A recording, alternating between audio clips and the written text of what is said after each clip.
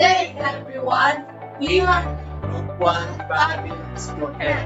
I am Kenneth Clark Joaquin. I am Rosalie Mongramo.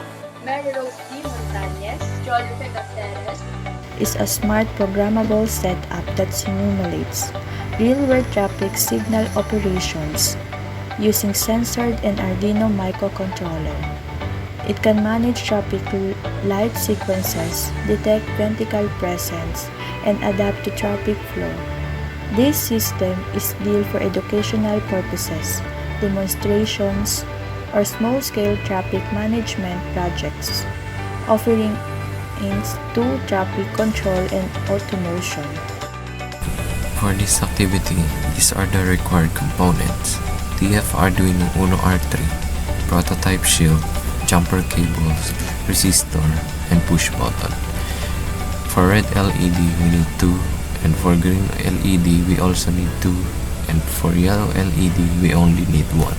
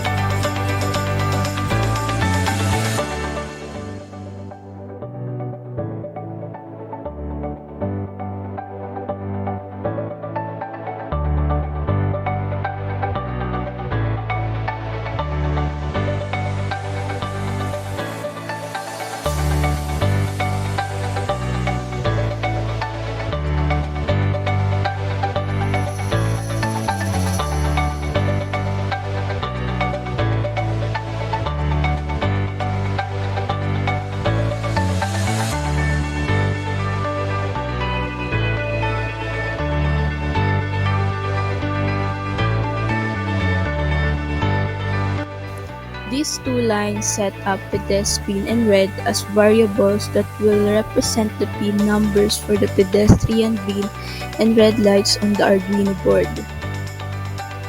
These three lines set up trough red, trough yellow, and trough green as variables for the traffic light pins red, yellow, green.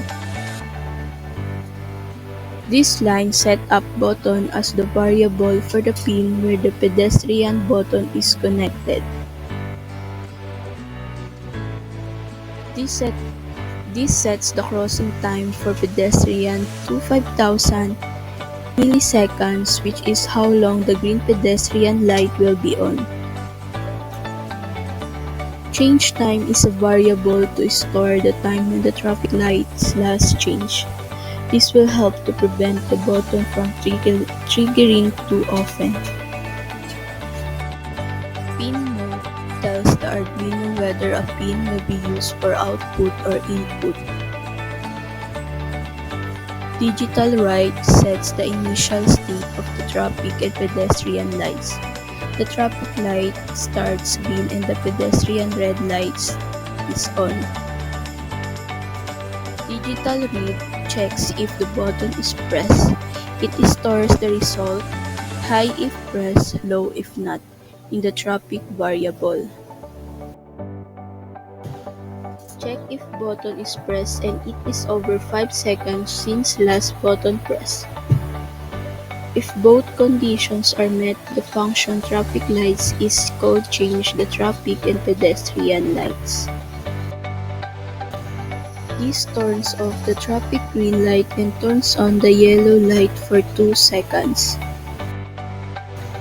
The yellow traffic light turns off, the red light turns on, and the pedestrian red light turns off when the green pedestrian light turns on. Delay cross time keeps the green pedestrian light on for 5 seconds. After 5 seconds, the traffic red light turns off and the traffic yellow light turns on again. The yellow traffic light turns off, the pedestrian red light turns on, and the traffic green light turns on, letting cars go again.